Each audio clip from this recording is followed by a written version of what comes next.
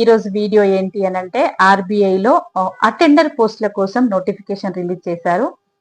ఇది ఆల్రెడీ మనకు 15న అంటే 15న మొన్న రిలీజ్ చేశారు. సో 15th టు మనకు ఫిబ్రవరి 4th వరకు అప్లికేషన్ పెట్టుకోవడానికి ఛాన్స్ ఉంది. మీరు తొందరగా నేను వీడియో ఇప్పుడు ఆల్మోస్ట్ టైం అయిపోయింది 7 అయినా కానీ నేను ఇప్పుడే ఈ వీడియోని పెట్టేస్తాను. ఎక్కడ స్కిప్ చేయకుండా చూడండి. ఇక వీడియోలో డీటెయిల్డ్ గా వెళ్లే ముందు నేను వెబ్సైట్ ఒకసారి ఓపెన్ చేసి చూపిస్తాను, ఒక్కసారి చూడండి. అటెండర్ పోస్టులు అన్నమాట.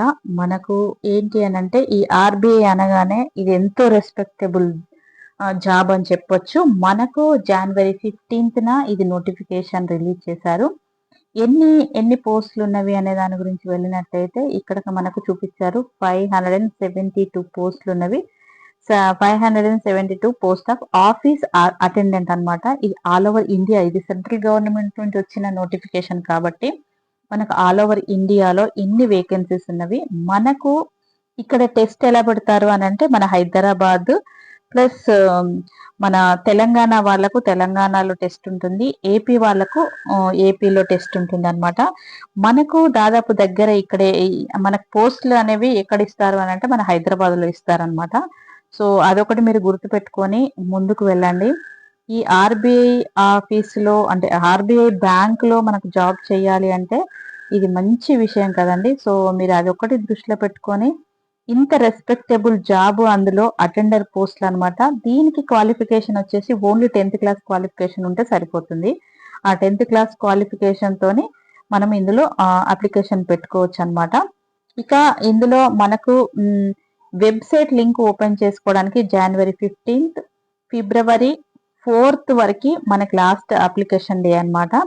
పేమెంట్ టెస్ట్ ఫీ ఉంటుంది జనవరి 15th 2026. ఫిబ్రవరి 4th వరకు ఆన్లైన్ లో ఫీ పే చేయాల్సి ఉంటుంది. సో ఇది అన్నమాట. ఫిబ్రవరి 28 మార్చ్ 1 అంటే మార్చ్ 1న మనకు ఈ డేట్ అనేది ఆన్లైన్ లో టెస్ట్ ఉంటుంది. అది గుర్తుపెట్టుకోండి. ఇవి 3 ఇంపార్టెంట్ మనకన్నమాట. సో ఇలా మనము ముందుకు వెళ్ళినట్టయితే మనకి ఏంటంటే ఎక్కడెక్కడ ఎన్ని పోస్టులు ఉన్నవి, ఏ కేటగిరీకి ఎన్ని పోస్టులు ఉన్నవి అనేది ఇక్కడ ఇచ్చారు. మనకు కావాల్సింది హైదరాబాద్ కాబట్టి హైదరాబాద్ లో ఎన్ని పోస్టులు ఉన్నవి, ఎస్సీకి ఎన్ని ఉన్నవి, తర్వాత ఎస్టీకి ఎన్ని ఉన్నవి, ఓబీసీకి లేదు, ఈడబ్ల్యూసీకి లేదు. ప్లస్ టోటల్ గా ఇందులో మనకు హైదరాబాద్ లో టోటల్ జనరల్ వాళ్ళకు 27 ఉన్నాయి. అంటే యూఆర్ఆర్ జనరల్ మీన్స్ ఓసీ వాళ్లకు ఎన్ని ఉన్నవి, ఈడబ్ల్యూఎస్ కూడా ఉన్నవి. సో ఇవన్నీ దృష్టిలో పెట్టుకొని మీరు దీనికి అప్లికేషన్ పెట్టుకోవచ్చు. టోటల్ గా వచ్చేసి మనకు ఇక్కడ ఎంత ఉన్నాయి, 572 వేకెన్సీస్ ఉన్నవి. ఇక్కడ మరీ చూపిస్తా, ఒక్కసారి మీకు రౌండ్ అప్ చేసి చూపిస్తాను చూడండి. ఇది 572 అనమాట. ఇన్ని వేకెన్సీస్ ఉన్నవి. అవి మీరు పెట్టుకొని ముందుకు వెళ్ళినట్టయితే మనం ఈజీగా ఆర్బీఐలో మనం జాబ్ అనేది పొందొచ్చు. ఇక మళ్ళీ తర్వాత ఇదంతా ఒక్కసారి చదవాల్సిన అవసరం లేదు. నేను ఏది ఇంపార్టెంట్ అవి మీకు చూపిస్తున్నాను. ఫంక్షన్ అండ్ రిక్వైర్మెంట్స్ అనమాట. STWMS SE అనమాట. అందులో ఉండే పొజిషన్స్ అని చెప్పొచ్చు. దీనికి కావాల్సిన ఏంటంటే suitable category of bench mark disability అనమాట. అంటే ఎవరైనా అంటే డిజబిలిటీ ఉన్న వాళ్ళు మాత్రం మనము ఆ సర్టిఫికెట్ పెట్టాల్సి ఉంటుంది. లేదు ఫిట్ ఉన్న వాళ్ళకైతే మనకి ఇది అవసరం లేదనమాట. ఆ కేటగిరీనే మనం అంటే ఆ ప్లేస్ మనం వదిలేసి వెళ్ళొచ్చు. సో ఇన్ కేస్ ఉంటే ఇది ఎక్స్ సర్వీస్ మెన్ ఉన్నది అనమాట. అంటే ఇది వరకు మీరు ఎందులోనైనా జాబ్ చేసి ఉంటే చేసినట్టు అందులో ఉన్న అప్లికేషన్స్, మీ పే స్లిప్స్ అవన్నీ పెట్టాల్సి ఉంటుంది. ఇన్ కేస్ ఏమి జాబ్ చేయలేదు అనుకోండి, దాన్ని కూడా లీవ్ చేయొచ్చు అనమాట. డిజబిలిటీ ఎక్స్ సర్వీస్ మెన్ అనేది ఇక్కడ రాసింది చూడండి, ఒకసారి చూసుకోండి. ఇన్ కేస్ మన బాడీలో ఏ చిన్న పార్ట్ కొంచెము డిజేబుల్డ్ గా ఉన్నా కానీ ఆ సర్టిఫికెట్ మాత్రం మీరు పెట్టాల్సి ఉంటుంది. అదొకటి రిమైండ్ పెట్టుకోండి. ఇక ఇలా వెళ్ళిన తర్వాత అన్ని డీటెయిల్స్ ఒకసారి నేను ఇక్కడ చూపిస్తున్నాను. మనకి ఎలాగో ఉంటుంది కదా, age as 1st 2026 between 18 to 25 years వాళ్ళు దీనికి అప్లికబుల్ అనమాట. Candidates born not earlier than 0-1-2001 and not later than 1-1-2008.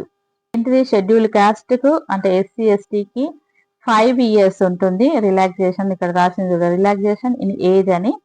తర్వాత వచ్చేసి ఓబీసీకి 3 ఇయర్స్ ఉంటుంది, అంటే 28 ఇయర్స్ ఉంటుంది అనమాట.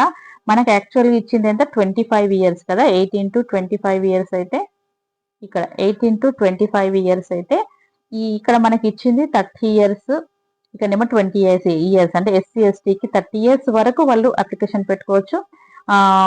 ఇక ఓబీసీ వాళ్ళు 28 ఇయర్స్ వరకు మనకు అప్లికేషన్ పెట్టుకోవచ్చు అనమాట. ఇవి ఒక్కసారి చూసుకోండి.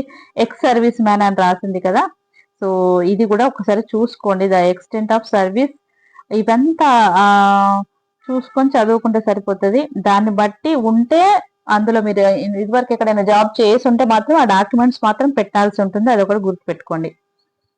Candidates having work experience in reserve bank of India ఏదైనా ఉంటే కనుక, ఏ ఎక్స్పీరియన్స్ ఉన్నా కానీ పెట్టుకోండి. ఇది మ్యారీడా అన్మ్యారీడా ఇవన్నీ కూడా ఇందులో ఒకసారి చూసుకోండి. Up to 35 years 40 years of SC ST అనేవి కూడా ఇచ్చారు, సో అవి చూసుకుంటే సరిపోతుంది.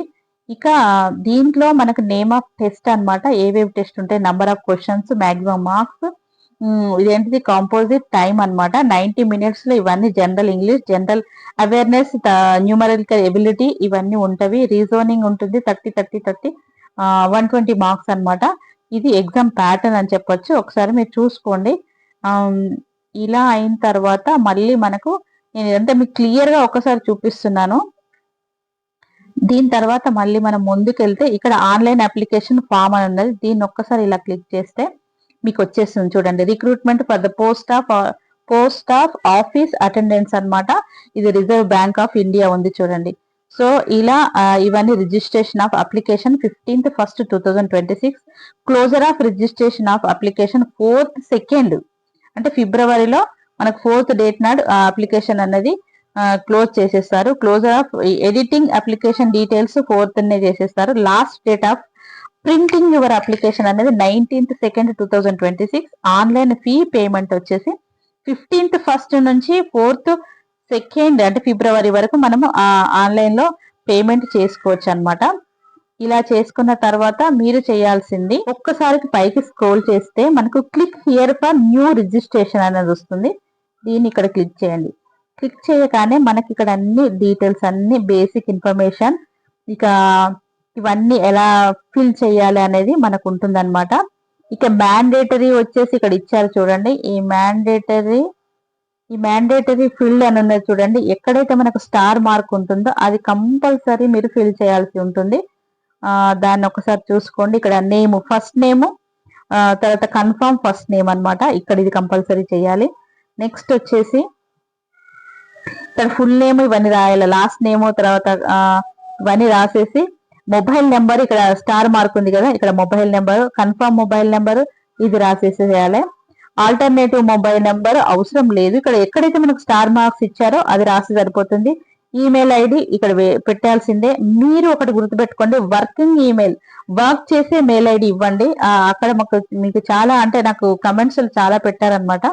వర్క్ చేయని ఈమెయిల్ ఐడి ఇస్తే కనుక అది కాదు.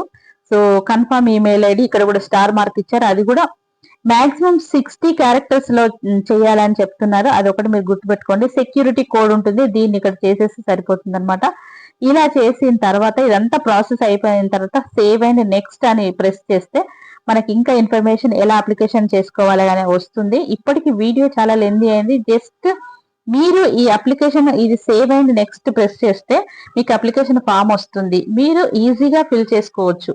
లేదు అని అంటే కనుక ఈ సేవకు మళ్ళీ ఒకసారి వెళ్ళండి, అంటే ఈ సేవకు వెళ్ళి మీరు ఫిల్ చేసుకోండి. ఏదైనా డౌట్ ఉంటే వాళ్ళు కరెక్ట్ గా చేస్తారు, ఇది ఒక్కటి మాత్రం పెట్టుకోండి. అందరికీ ఈ రోజులలో తెలుస్తుంది, కానీ ఆర్బీఐ దాంట్లో అప్లికేషన్ కాబట్టి మీకు ఏమైనా డౌట్ అనిపిస్తే తప్పకుండా మీరు అక్కడికి వెళ్ళేసి చేసుకోండి అనమాట. ఇది ఈ రోజు. మళ్ళీ నేను ఒకసారి లైవ్ లో ఉండి మేము మాట్లాడతాను. ఏదైనా డౌట్ ఉంటే నాకు తప్పకుండా కమెంట్ సెక్షన్ లో రాయండి, నేను క్లియర్ గానే చెప్తున్నాను. ఇంకా ఏమైనా ఉంటే రాయండి. ఇక మీరు వెబ్సైట్ అంతా నేను క్లియర్ గా చూపించాను కదండి, మీకు పిన్ టు పిన్ చూపించాను, కానీ ఇంకా కొన్ని డీటెయిల్స్ మీకు చెప్తాను. దీనికి వచ్చేసి మనకు ఎగ్జామ్ డేట్ వచ్చేసి 2 ఇచ్చారనమాట. ఒకటేమో ఫిబ్రవరి 28, ఒకటి మార్చ్ 3 ఒకటి ఉన్నదనమాట. సో ఈ 2 రోజులు మనకి ఎగ్జామ్ డేట్ ఈ ముందే ఇచ్చారు కాబట్టి మీరు బాగా ప్రిపేర్ అవ్వచ్చు. దీంట్లో మనకు అప్లికేషన్ పెట్టుకోవడానికి మనకు 15th టు అంటే మొన్నటి నుంచి ఈ ఫిబ్రవరి 4th వరకు ఉంది కాబట్టి మీరు తొందరగా అప్లికేషన్ టైం ఉందిలే అని చెప్పేసి కేర్లెస్ చేయకుండా ముందే అప్లికేషన్ పెట్టుకోండి. సో ఇంకా దీంట్లో మనకు ఏజ్ అనేది ఎలా ఇచ్చారు అని అంటే, మెయిన్ ఏజ్ కంటే ముందు నేను మన శాలరీ గురించి వెళ్తాను. ఇందులో అకామిడేషన్ ఇస్తారండి. అకామిడేషన్ తీసుకుంటే కనుక మనకు 46,000 సమ్ చేంజ్ వస్తుంది స్టార్టింగ్ మంత్ లోనే.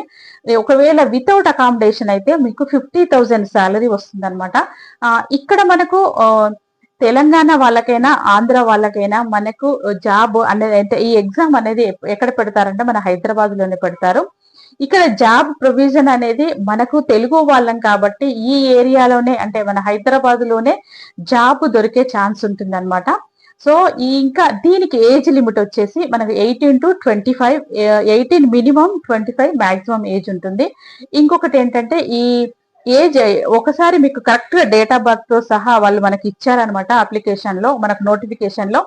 2001 కన్నా ముందు, 2008 కన్నా తర్వాత పుట్టిన వాళ్ళకు అర్హత లేదు. 2001 to 2008 ఉన్న వాళ్ళు మాత్రమే దీనికి అప్లికేషన్ పెట్టుకోవచ్చు అనమాట. ఇక ఏజ్ రిలాక్సేషన్ ఉంటుంది కదా, ఎస్సీ ఎస్టీ అండ్ ఫీమేల్స్ కి ప్లస్ ఓబీసీ వీళ్ళకు అంటే ఎస్సీ ఎస్టీ అండ్ హ్యాండిక్యాప్డ్ వీళ్ళకి మాత్రం మనకి ఎలాగో 5 years ఉంటుంది. మళ్ళీ దీంట్లో కూడా ప్లస్ ఓబీసీకి 3 years ఉంటుంది. సో అదైతే మనకు తెలిసి ఉంటుంది అనమాట. ఇక మీరు కనుక ఆల్రెడీ మరి బ్యాంకులలో జాబ్ చేసి, ఏ బ్యాంకులోనైనా జాబ్ చేసి ఉన్న వాళ్ళకి ఎలాంటి ఫీ ఉండదు, 0 ఫీ అనమాట. ఇక ఈ మిగతా వాళ్ళకు 450 ఉంటుంది.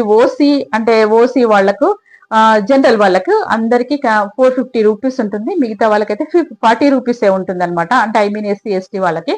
ఇక బ్యాంకులో జాబ్ చేసిన వాళ్ళకి మళ్ళీ మనకి ఎలాంటి ఫీ ఉండదు. ప్లస్ ఇంకొకటి ఏంటంటే దీంట్లో లాంగ్వేజ్ ప్రొఫిషియన్సీ టెస్ట్ పెడతారనమాట. అంటే మనకి తెలంగాణ ఏపీ వాళ్ళు ఉన్నారు కదా, సో వాళ్ళకు మన తెలుగు ఎలా ఉంది అనేది ఆ ఒక టెస్ట్ పెడతారు. దాని గురించి మీరు కొంచెము మన గూగుల్లో సెర్చ్ చేస్తే ఎలా ప్రిపేర్ అవ్వాలనేది మీకు తెలిసిపోతుంది అనమాట. సో దాన్ని మనం వీడియోలో చెప్పలేం కాబట్టి ఒక్కసారి మన తెలుగు లాంగ్వేజ్ గురించి మీరు ఒకసారి చూసుకొని, ఆల్రెడీ మనకు 2 months టైం ఉంది కాబట్టి మీకు జనరల్ గా ఆప్టిట్యూడ్ టెస్ట్ ఉంటుంది, జీకే ఉంటుంది. అవన్నీ మార్క్స్ అవన్నీ నేను ఎన్ని మార్క్స్ కి ఏమేమి ఉన్నాయి అనేది అన్ని మీకు చూపించాను కదా. సో దానికి బట్టి మీరు ఎలాగో మనం ఎగ్జామ్స్ కు అంటే ఐ మీన్ ఈ ఎంప్లాయ్మెంట్ కి సంబంధించిన దానికి మనం ప్రిపేర్ అవుతూ ఉంటాం కాబట్టి మీకు ఈజీగా ఈ జాబ్ కొట్టే ఛాన్స్ ఉందన్నమాట. ఇంకొకటి మెయిన్ విషయము, నాకు అర్థమైన విషయము, అందరికీ చాలా ఈజీగా వచ్చేసేవి 572 జాబ్స్.